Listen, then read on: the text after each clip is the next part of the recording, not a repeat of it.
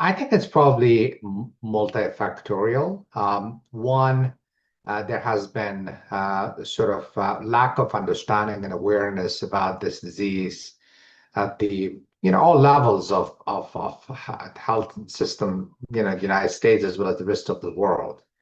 That has changed for certain specialties. For example, in the gastroenterology and hepatology, of course, now MASLD is recognized as the one of the two most common causes of liver disease, including those that lead to liver transplantation. But we still have quite a bit of challenge with other specialties. It's getting better in the endocrinology, where a lot of these patients could come to the first sort of contact. And most importantly, we still have challenges in the primary care because that's where a lot of these patients could potentially be picked up.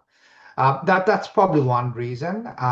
The other reason, historically, there was a misunderstanding that quote unquote it was called fatty liver. That fatty liver is not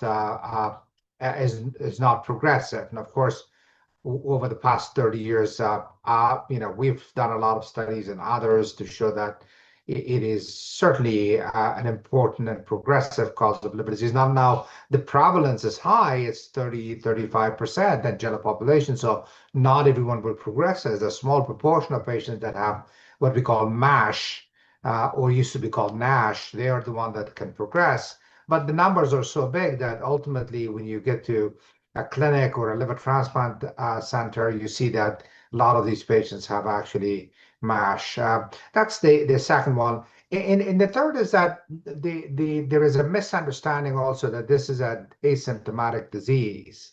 And that's just not true. A lot of these patients actually do have significant fatigue. Now, the problem, of course, is that they may not recognize that fatigue to be associated with their liver disease. So, and I can go on and talk about that, but at least that may have also contributed that patients may not have attributed that to having liver disease, liver problem, or if they had minor elevation of liver enzyme, which is really related to this disease, commonly seen in this disease, that was also always minimized or ignored. So multiple different reasons. Things are improving, but where the rubber meets the road, which is primary care, we still have a lot of challenge.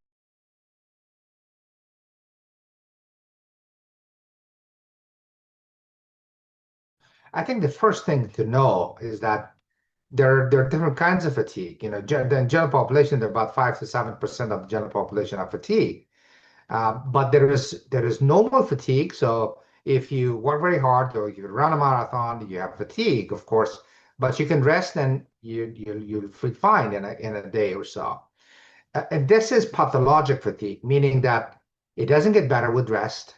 And in fact, over time, it can get worse. So that's the number one thing to recognize, that this is not normal fatigue. Because, patients come to the doctor and say, well, I'm tired and I'm fatigued. And the doctor says, well, I'm too.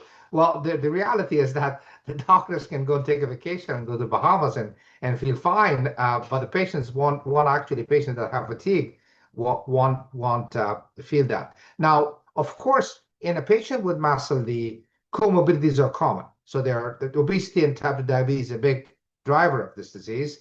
And also depression not only is common in patients with MASLD, but also can be misunderstood as fatigue. So you've got to remember those things are important. But from my perspective, it's really not important what drives the pathologic fatigue here. If it is related to diabetes and obesity, those are things that are good, that will go together with MASLD. And I'm not going to try to separate what is coming from obesity or type 2 diabetes or MASLD. These are that's a package that we would get. But certainly that's a common symptom. You can see in up to 40% of patients with MASLD, they will have fatigue.